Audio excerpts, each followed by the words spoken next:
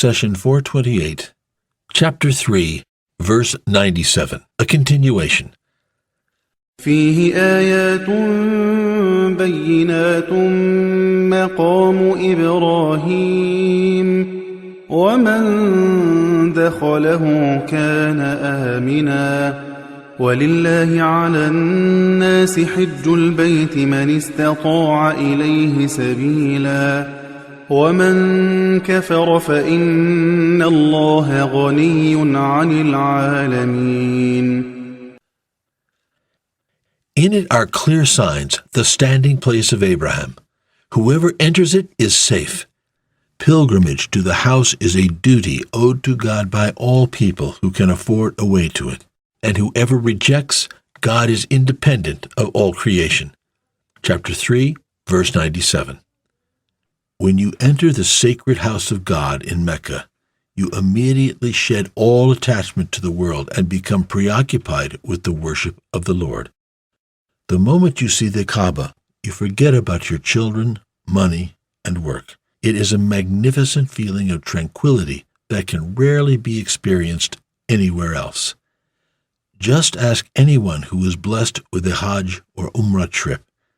May Allah grant it to every Muslim. That is the meaning behind the phrase, whoever enters it is safe. Here we must understand that there is a difference between the phrase, whoever enters it is safe, being an informative one or a religious duty.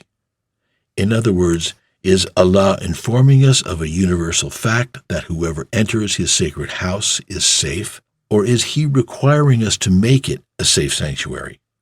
History tells us that whoever enters it is safe is not an informative statement, but a religious duty. For example, in 1979, a group of armed Saudi men, led by Juhayman Al-Otaybi, took over the Haram for almost 2 weeks to protest government policies. They made the sacred grounds unsafe for pilgrims, and they had to be evacuated by force. Some people question how God said, whoever enters it is safe, while guns and tear gas were used. Some went as far as claiming that such events invalidate the verse or the entire Quran. We answer that there is a difference between God stating a fact on the one hand and issuing a command on the other. Let's clarify with an example. God says regarding marriage, corrupt women are for corrupt men, and corrupt men for corrupt women, just as good, pure women are for good, pure men, and good, pure men for good, pure women. The latter are innocent of all that evil tongues may attribute to them. For them there is forgiveness and an honorable, generous provision. Chapter 24, verse 26. Here we ask, is Allah stating a fact, or is this a command? The reality of life teaches us that many good women married vile men, and vice versa. You probably have an example in your own family. How do we then explain the verse? We answer that God did not state a universal fact. Instead, he teaches us how to establish good marriages. If we want to have prosperous and peaceful relationships, we should pair good men with good women, and vile men with vile women. Likewise, the phrase, whoever enters it is safe, is a command from God that is subject to obedience and disobedience on our part. Allah commands us, O believers, you should do whatever you can to assure that whoever enters the sacred house is safe. It is up to us to obey or not. For example, you may say to your son, our family has always welcomed guests with open arms, and whoever knocks on our door should feel welcomed and honored. Your statement is an order to your son to be hospitable, but does it mean that your son will follow? Not necessarily. If he wants to be a good son, he will. But if he is busy playing video games, he may not even answer the door when a guest knocks. The verse continues with, pilgrimage to the house is a duty owed to God by all people who can afford a way to it. When you hear the phrase, John owes money to Miriam, You understand that Miriam has the benefit while John carries the liability. Based on this explanation, the phrase pilgrimage to the house is a duty owed to God by all people means that people have the burden of Hajj, while God stands to benefit. However, matters are very different when it comes to the Almighty. God does not benefit from anything that you and I do. The Hajj pilgrimage does not help God. We alone will enjoy all its rewards. In short, Allah assigns you both the obligation and the reward. Our Creator is well aware that some duties are difficult. For example, Hajj requires planning, money, time, and physical effort. When you find a religious commandment burdensome, here is my advice. Try to remember the reward. When you recall the immense benefits of Hajj, the obligation becomes easy. Obedience is difficult for the person who does not see the end result. Likewise, sin is easy for those who do not remember the punishment. Let's take the example of a man who is chasing after a beautiful woman. The only thing on his mind is lust, so he plays all kinds of tricks to get the woman in bed and satisfy his desire. Meanwhile, he gives no thought whatsoever to the punishment of adultery. To such a man I say, before you have illicit relations with this woman, take a match and light it. Now hold it against the palm of your hand and let it burn for just 5 seconds. Do you have any desire left after that? Of course not. Sin brings you immediate short-lived pleasure, then burdens you with severe long-lived punishment.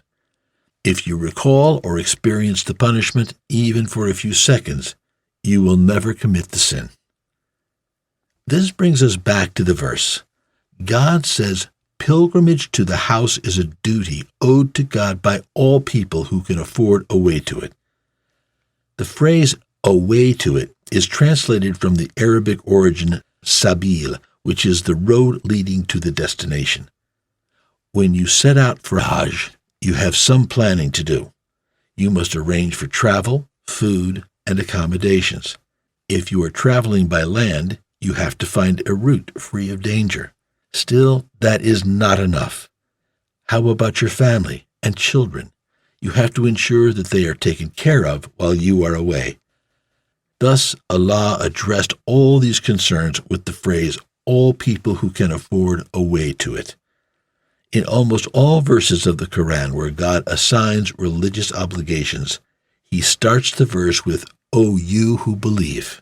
However, when Allah obligated Hajj, He did not only address the Muslims. Instead, He says, pilgrimage to the house is a duty owed to God by all people. In fact, when the Jewish and Christian delegations came to our beloved Muhammad to argue about their relation to Abraham, he invited them to perform the Hajj pilgrimage.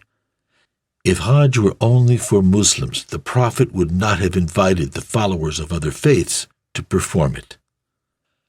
All people of all backgrounds have an open invitation to visit the house of their Lord and worship the one God. The matter is far more serious for Muslims who have the means but do not undertake the journey. Imam Ali, may God be pleased with him, narrated that the Messenger of God, peace be upon him, said, He who has enough food and a good ride to reach Mecca yet does not perform Hajj, it does not matter if he dies as a Jew or a Christian, for God said, pilgrimage to the house is a duty owed to God by all people who can afford a way to it. The most alarming phrase in this verse is, and whoever rejects, God is independent of all creation. The word reject is translated from the Arabic origin kafara, which is usually reserved for the disbelievers. So we must ask, if you have the means to perform Hajj but choose not to, does that make you a disbeliever? Here the scholars took a pause. First, we explained that the kufr falls under one of two categories. First is the rejection of God, and second is the rejection of His blessings. For example, God says, God presents the example of a town that was secure and at ease, with provisions coming to it abundantly from all places. Then it became ungrateful for God's blessings, so God afflicted it with the garment of famine and fear for what its people had done. Chapter 16, verse 112. We must be careful in distinguishing between rejecting God on the one hand and denying His message on the other. In our example, we ask, does the person oppose the mandate of Hajj, or do they believe in it but do not implement it? If you ask any Muslim, do you believe that Hajj is a duty? He or she will respond with, yes, of course. However, some believers are keen to fulfill God's command, while others procrastinate. Such lazy believers fall under the category of the disobedient, not the disbelievers.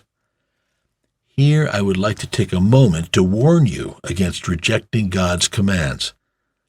If you do not pray, do not say, I do not pray because there is no benefit to prayers. Likewise, if you take a usurious loan, do not say that the prohibition of usury is unfair or incompatible with modern life. Because when you say such statements, in essence turning your back to God's teachings, you will become a disbeliever and lose all access to God's mercy.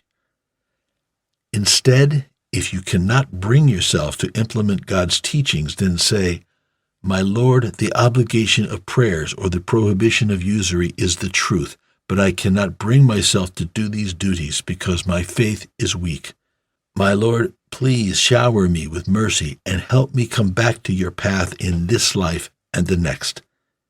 If you sincerely mean these words, you will only be considered disobedient, not a disbeliever, and you will have access to God's mercy. So be very mindful when distinguishing between sinning while accepting God's orders on the one hand and rejecting God's commands altogether on the other.